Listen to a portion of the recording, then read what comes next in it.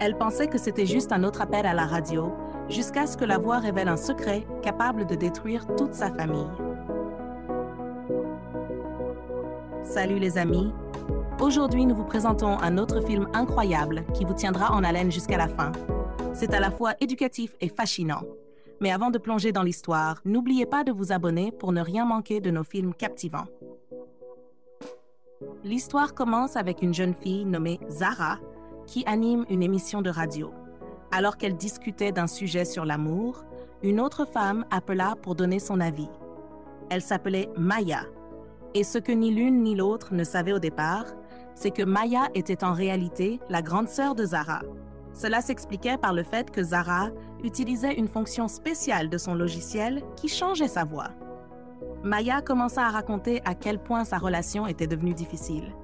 Mais lorsqu'elle mentionna avoir subi 4 avortements, l'appel fut soudainement interrompu. Le lendemain matin, Stella, l'amie de Maya, lui rendit visite pour prendre de ses nouvelles. Maya saignait encore. Stella lui conseilla de penser à elle-même, l'avertissant que si quelque chose lui arrivait, beaucoup de choses risquaient de s'écrouler. Mais Maya tenait à son petit ami. Elle promit d'aller faire une échographie pour savoir si tout allait bien. De son côté, Maya avait interviewé un politicien très célèbre, M. Akin. Elle lui posa des questions sur ses affaires, son influence, son pouvoir et sa vie personnelle. Il lui fit visiter sa maison et partagea même un déjeuner avec elle. Mais il lui fit bien comprendre que peu importe ses efforts, elle ne pourrait jamais ouvrir certaines portes qui étaient verrouillées depuis des années. Il la repoussa. Maya s'excusa, disant qu'elle ne voulait pas franchir de limite, puis elle partit. Ce même jour, un jeune homme nommé Tunde et son ami Charles profitaient d'un moment de détente quand Maya fit irruption. Charles s'éclipsa discrètement. Maya exprima la douleur causée par les nombreux avortements qu'elle avait subis, mais Tunde n'était pas prêt à assumer cette responsabilité. Elle lui dit qu'elle assumait tout ce qu'elle avait fait de son corps par amour pour lui, mais il ne pouvait même pas la regarder dans les yeux. Elle sortit, blessée. Charles, qui avait tout entendu, conseilla à Tunde de s'engager avec elle, mais Tunde ne prit pas son conseil au sérieux. Mais la vraie question est: que fais-tu quand la personne pour laquelle tu es prête à mourir n'est jamais prête à vivre pour toi? Plus tard ce jour-là, dans le salon, la mère de Zara la réprimanda à cause de ses vêtements. Elle lui rappela que tant qu'elle vivrait sous son toit, elle devrait respecter ses règles. Ce qu'elle ferait ensuite de sa vie serait son affaire. Maya retourna dans sa chambre peu après et Zara la suivit. Mais comme Maya traversait un moment difficile émotionnellement, elle la renvoya et répéta les mots de leur mère. Zara s'en alla. Maya reçut un appel de son patron à propos de l'interview. Elle expliqua combien il avait été difficile de faire parler M. Akin, mais son patron n'était pas satisfait et lui mit la pression pour aller plus loin. Zara ressortit plus tard en portant des vêtements amples et partagea un moment de complicité avec sa mère. Le jour suivant, Maya appela M. Akin pour demander une nouvelle interview.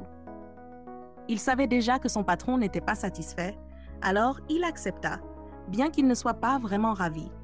Ce soir-là, Zara présenta son émission radio, à laquelle Maya écoutait. Au moment où un homme commença à parler en direct, Zara ferma rapidement son ordinateur quand sa mère entra dans la pièce, restant silencieuse. Après son départ, elle reprit l'émission. Maya appela, posant une question sur le pardon dans une relation. Mais Zara fut claire, il ne s'agit pas de pardon, mais de savoir si elle devait rester ou non. La mère de Zara rendit ensuite visite à Maya et aborda le sujet du testament de leur défunt père, qui n'avait pas été lu depuis plus de 10 ans. Elle insista pour que Maya l'écoute enfin, surtout que le lendemain, c'était son anniversaire. L'avocat avait déjà commencé à appeler. Maya demanda un peu plus de temps et sa mère accepta avant de partir. Maya retourna alors à son émission de radio. Ce soir-là, la mère de Zara eut une conversation profonde avec sa fille. Elle lui expliqua que si elle agissait ainsi, c'était pour l'empêcher de vivre ce qu'elle-même avait vécu. Élever une fille n'était pas chose facile. Elle lui transmit quelques paroles de sagesse, lui exprima son amour, puis s'en alla. Pendant ce temps, Tunde était avec son ami. Ils parlèrent de l'anniversaire de Maya. Tunde ne semblait pas intéressé, mais Charles ne le lâcha pas. Il le raisonna et insista pour qu'il l'appelle. Tunde appela, mais Maya ne décrocha pas. Charles le traita d'imbécile pendant que le moment passait. Et vous, que pensez-vous d'une femme comme Maya? Faut-il la blâmer pour être restée amoureuse et engagée? Ou devons-nous tenir Tunde pour responsable de ne pas avoir pris ses responsabilités? Et Zara, à votre avis, sa mère l'élève-t-elle de la bonne manière? Partagez vos avis pendant que nous regardons ensemble jusqu'à la fin pour découvrir ce qui s'est réellement passé. Le lendemain matin, Maya commença à recevoir des appels, car c'était son anniversaire. Zara et leur mère vinrent lui souhaiter un joyeux anniversaire. Mais lorsque leur mère aborda le sujet du mariage, Maya se fâcha et sortit en colère. Zara reprocha à sa mère d'avoir gâché le moment. Alors que Maya s'apprêtait à partir, elle s'excusa auprès de Zara pour sa réaction de l'autre jour. Zara fit une remarque sans importance et en réponse, Maya révéla que la femme avec qui Zara parlait souvent dans son émission de radio, celle qu'elle imaginait avoir une trentaine d'années, c'était en réalité elle-même. Zara fut sous le choc. Elle n'avait jamais su qu'elle parlait à sa propre sœur tout ce temps. Le temps passa et Maya dut partir. Pendant ce temps, chez M. Hakim, celui-ci complimenta Maya en la voyant. Il fut surpris qu'elle soit venue travailler le jour de son anniversaire. Maya s'excusa d'avoir dépassé les limites lors de leur dernière rencontre et M. Hakim la rassura avec un autre compliment. Ils partagèrent un bon moment et reprirent leur discussion là où ils l'avaient arrêtée. Ce même jour, Tunde vint déposer un colis qu'il avait acheté pour Maya. Il annonça à Zara, sa cousine, qu'il sortait avec Maya. Pourtant, Tunde resta froid et détaché, puis partit rapidement. Plus tard, Zara informa sa mère que le petit ami de Maya lui avait apporté un cadeau. Elles furent surprises. La mère insista pour savoir ce qu'il y avait dans le paquet, mais Zara refusa de lui montrer et alla le déposer dans la chambre de Maya.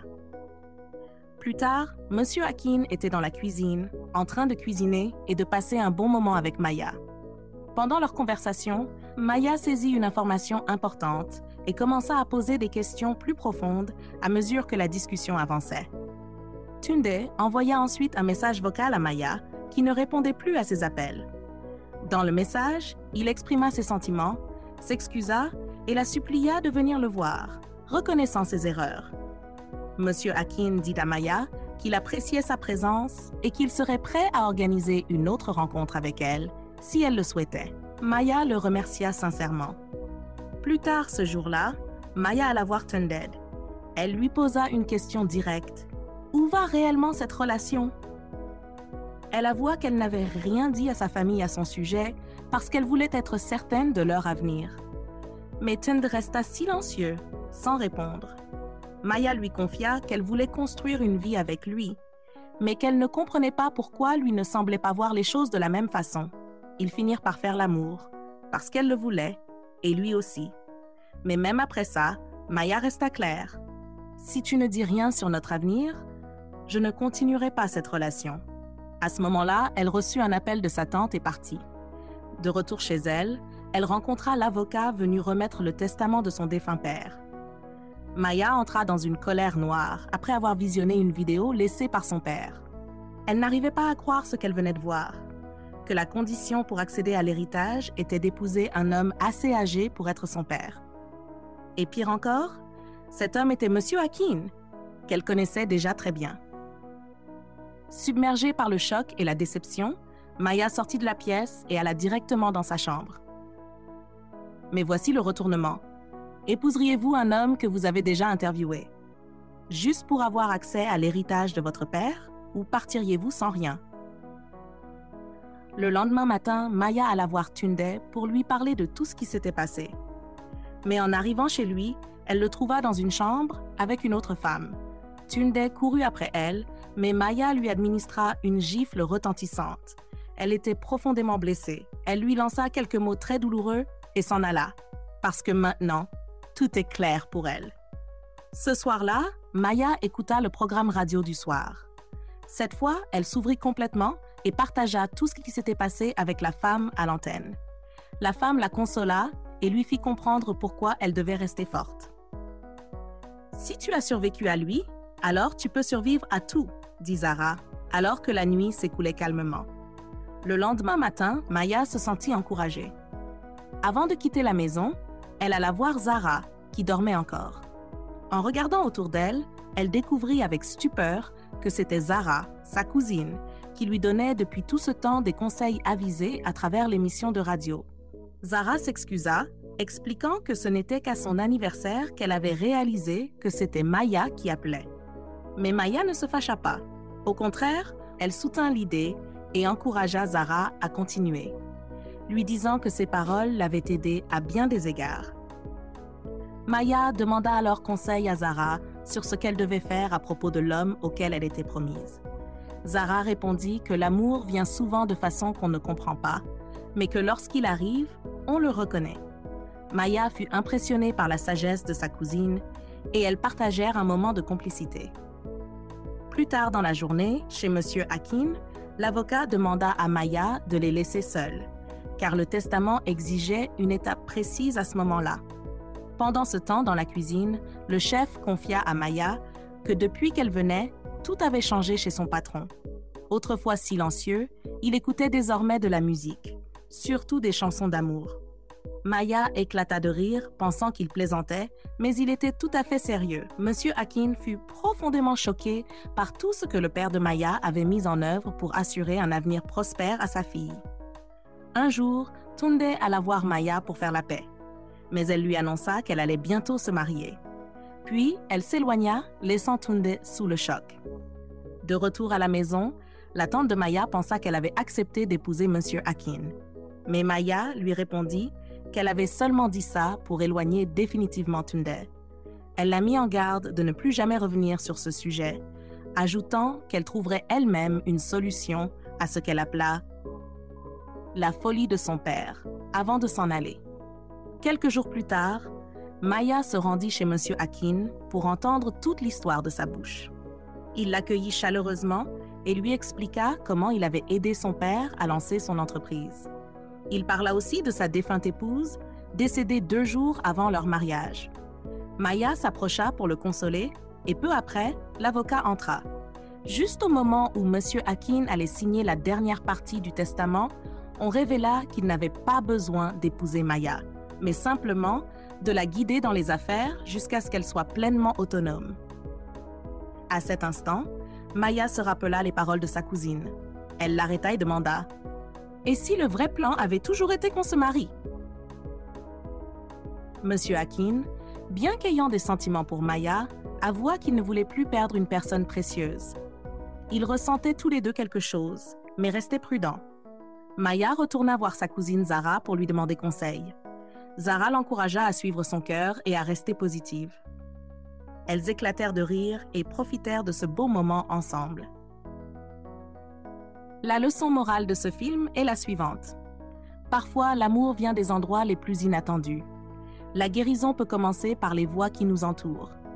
Ne sous-estime jamais le pouvoir des bons conseils, la force de partir et le courage de te choisir en premier, avant de choisir quelqu'un d'autre.